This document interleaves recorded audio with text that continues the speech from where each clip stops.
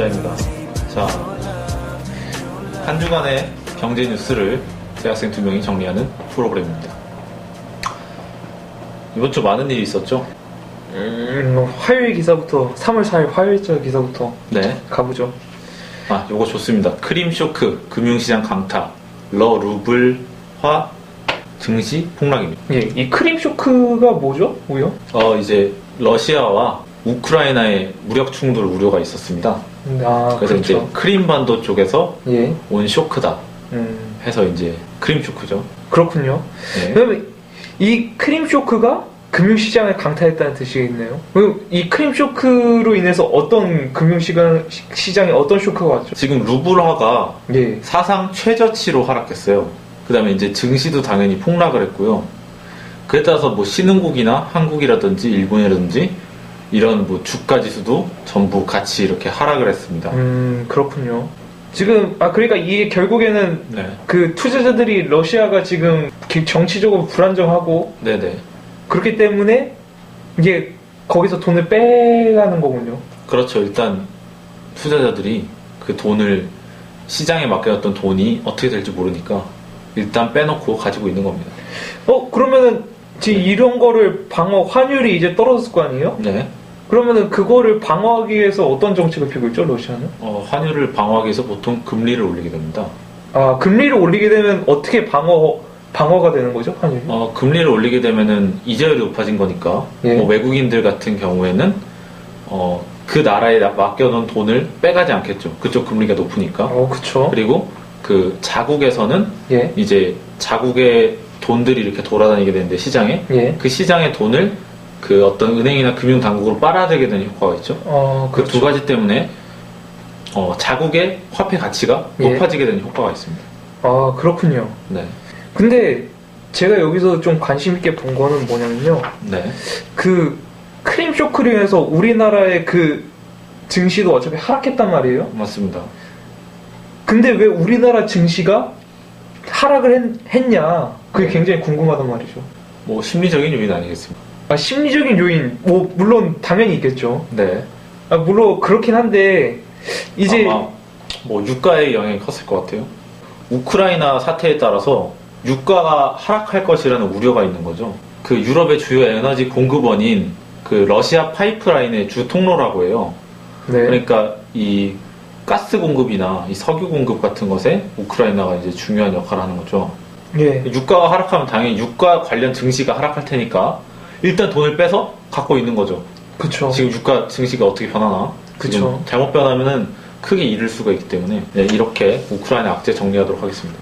3월 5일자 기사입니다. 빌딩 토지 시장도 5년 침체 깨어난다.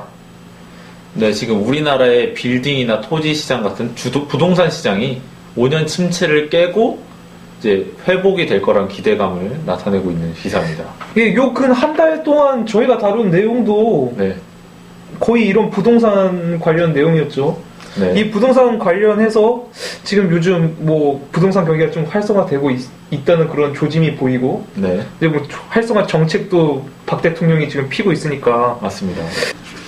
계속 이런 신문 기사가 나와요. 살아날 것이다, 살아날 것이다, 살아날 것이다. 마치 주문처럼.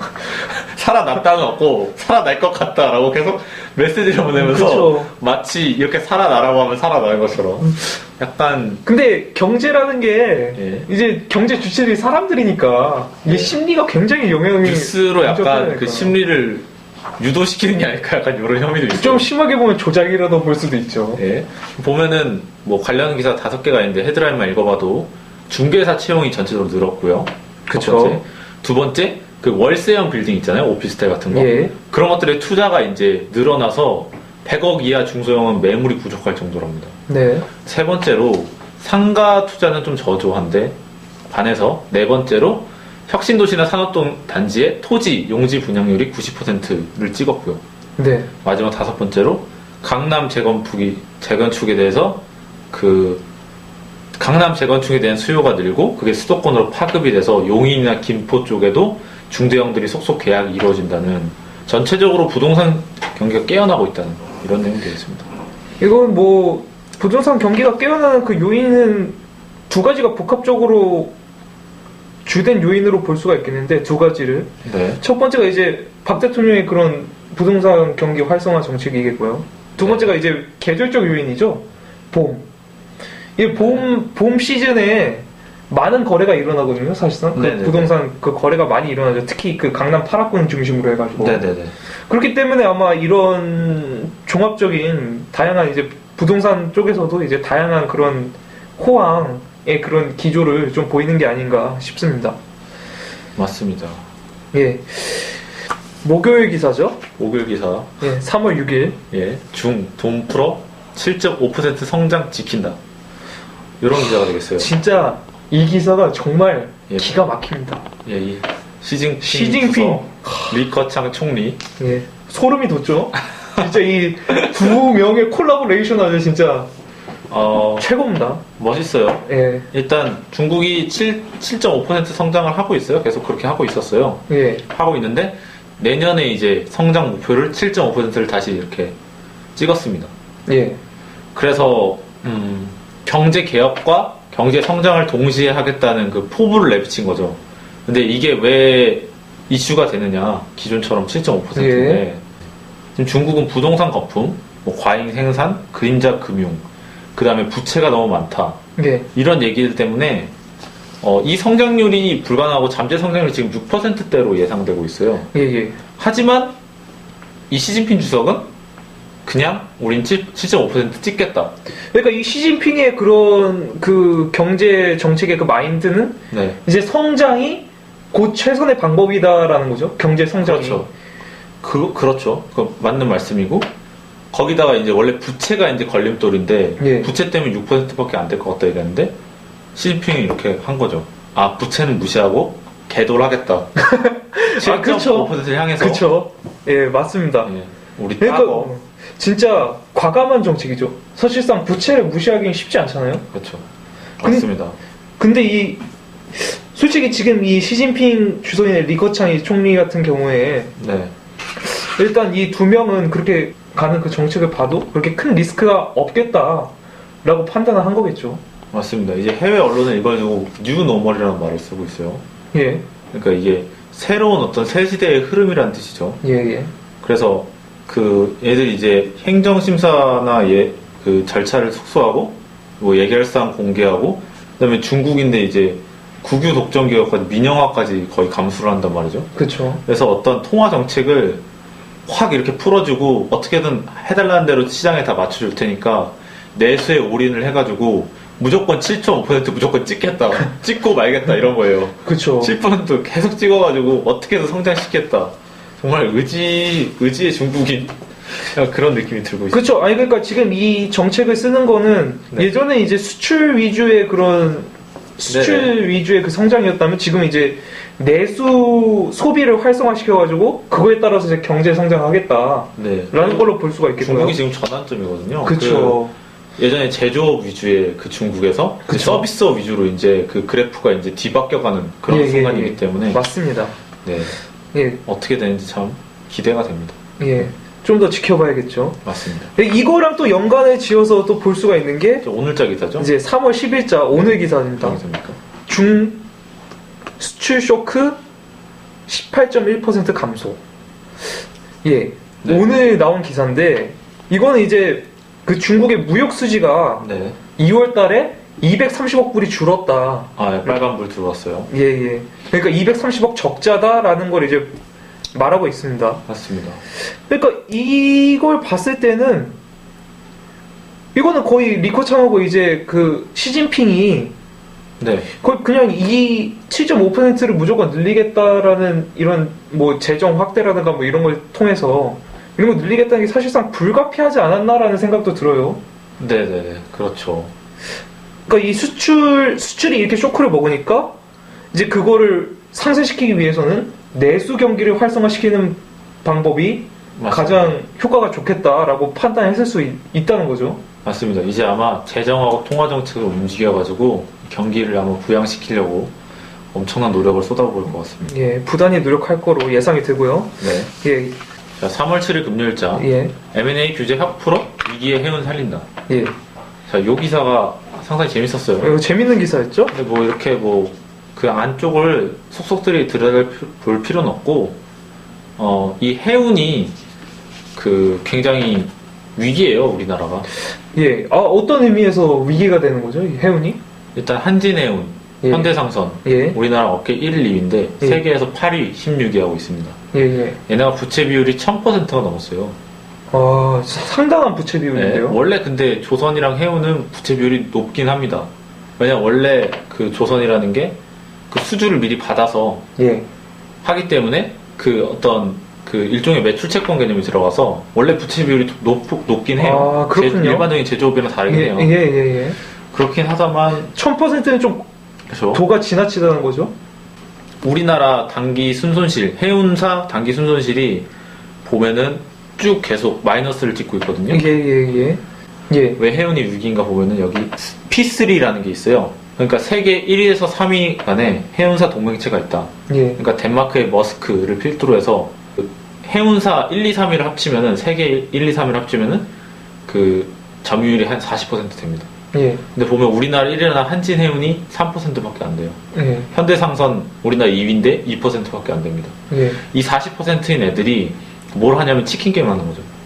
이 치킨 게임은 치킨이 겁쟁이라는 뜻이잖아요. 예. 그래서 보통 뭐 차 두 개가 이렇게 달리다가 피한 놈이 지는 거죠. 그쵸. 치킨 게임이라고. 그쵸. 그 부딪히면 다 죽는 거고. 그쵸. 다 죽는 거죠. 근데 실제 기업 사업에서는 치킨 게임을 그런 말로 쓴다기보다 돈으로 조지는 거예요. 속된 말로 해서. 이 P3도 운임료를 엄청나게 싸게 먹입니다. 싸게 먹이고 그러면은 거기에 대해서 대항하려면 우리도 그럼 가격을 싸게 낮춰야 되겠지. 되잖아요. 그럼 우린 적자가 나잖아요. 그쵸. 근데 쟤네는 큰 기업들이니까 망할 때까지 하는 거죠. 망할 때까지. 이 해운 산업이 어차피 규모의 경제에 그 영향을 받으니까. 반도체 그쵸. 사업처럼 치킨 게임으로 그냥 네가 이기나 내가 이기나 해보자. 해서 운임료가 지금 운임지수가 그 벌크 운임지수라고 제가 찾아봤는데 BDI라고 예. 이런 게 말도 안 되게 낮아져 있어요 지금. 그러니까 이 선박의 그 해운의 운임료 자체를 낮게 책정해가지고 그냥 그 경쟁사 죽이기를 하는 겁니다 지금. 네. 지금 보려고 했던 이 헤드라인에서는 M&A 규제를 확 풀어 위기의 해운을 살린다는 거였어요. 그렇죠. 이 그러니까 내용 좀 해주시죠. 이 해운을 살린다는 게 무슨 뜻이냐면, 맞습니다. 그러니까 예전에는 이제 그 해운에 관심 있던 그런 대기업들이 네. 이 해운사를 인수합병을 못 시켰단 말이에요. 네. 기존에는 네. 규제가 그렇게 정해져 있었어요. 근데 이제는 그 규제를 풀어서 이제 그 관심 있는 해운업에 관심 있는 그런 대기업들, 예를 들어서 이제 포스코나 네네 맞습니다. 아니면 현대차, 아니면 한국전력, CJ 같은 이제 이런 그런 대기업들이 사실상 지금 적자를 계속 내고 있는 그런 해운사들을 인수합병을 함으로써 그런 활성화, 그러니까 구조조정, 그러니까 진흙탕에 빠졌던 그런 대기업들을 다시 진흙탕에서 건져낸다. 맞습니다. 그런 의미죠. 현대차나 한국전력 이런 데 다 튼튼한 시총 10조 클럽이죠. 그쵸. 얘네들이 이제 또 그리고 현대글로비스라든지 한국전력은 이제 유연탄 수입이라든지 자기네 원래 업종하고 관련이 있는 것들이에요. 그러니까 일종의 사업 다각화의 방편으로 M&A를 선택할 수 있는 기업들인 거죠. 그쵸. 그리고 실제로 우리나라는 이제 에너지 그런 원료가 그렇게 많이 나진 않으니까. 맞습니다. 근데 이런 대기업, 이런 관심 있는 대기업들은 다 해외 에너지원을 다 필요를 해서 많이 하고 있죠. 수입을 한단 말이에요. 맞습니다. 그렇기 때문에 해운업에 관심이 있는 거고, 이제 이런 M&A 규제가 확 풀린다면, 이 페노션, 벌크선 업계, 국내 벌크선 업계 1위였죠. 맞습니다. 이게 해외로 넘어갈 뻔한 것을 이제 이런 M&A 규제가 풀리면서 우리 대기업, 국내 대기업의 인수합병이 될 수 있다는 거죠. 맞습니다. 이게 해운업이 우리나라 기간 산업이에요. 그러니까 해운이 넘어가면은 나중에 정말 우리나라의 중요한 전략 자원을 운송할 때도 다 외국 배들이 운송하게 되고 그쵸. 일종의 철도나 항만 같은 인프라라고 생각을 해야 돼요. 그쵸. 그쵸. 지금 우리나라가 이제 지금 정부가 뒤늦게 지금 긴급 처방을 하고 있는 거죠. 그래도 지금이나마 긴급 처방을 하고 있어서 다행이긴 합니다만, 맞습니다. 우리나라가 수출로 먹고 사는 나라이기 때문에 네네. 이런 규제를 풀지를 않아서 만약에 이 페노션이 그렇죠. 해외 기업에 넘어간다면 우리는 수출을 할 때도 수입을 할 때도 더 많은 비용을 주고 맞습니다. 할 수밖에 없습니다. 네, 그 말이 맞죠. 예, 그렇기 때문에 네. 지금이라도 규제를 풀어서 이런 대기업들이 M&A를 이런 해운사를 M&A 할 수 있게 해야 된다고. 바람직하네요. 간만에 바람직했습니다. 맞습니다. 정부가. 네. 예. 자, 마지막으로 이 기사는 아주 간단하게 합시다. 3월 8일 토요일. 네. 용산, 강남, 판교, 송도 돈 되는 외국인 임대. 그러니까 외국인이 우리나라 인구의 지금 몇 퍼센트 정도 된다고 생각하십니까? 저도 한 10% 정도는 되지 않을까. 엄청난데요? 지금 3% 정도로 되고 있어요. 그런가요? 네, 3% 정도에 달하고 있는데 편집 좀 해주세요. 157만 정도 됩니다.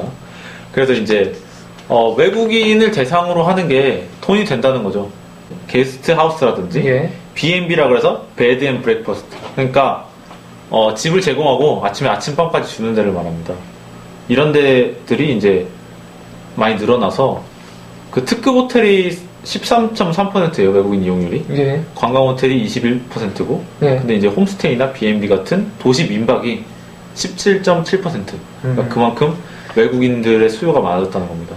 그렇군요. 또 그 외국인들은 언제라도 갈 수가 있잖아요. 외국 돌아갈 수 그쵸, 있잖아요. 그쵸. 그래서 확정 일자를 받지 않아서 그 집주인이 임대 소득이 드러나지 않는데요. 그래서 외국인들을 상당히 선호하고 있다고 합니다.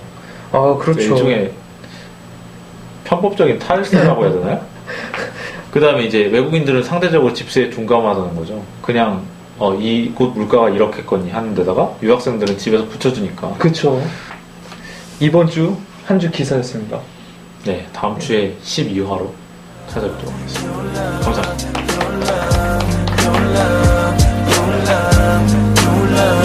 절실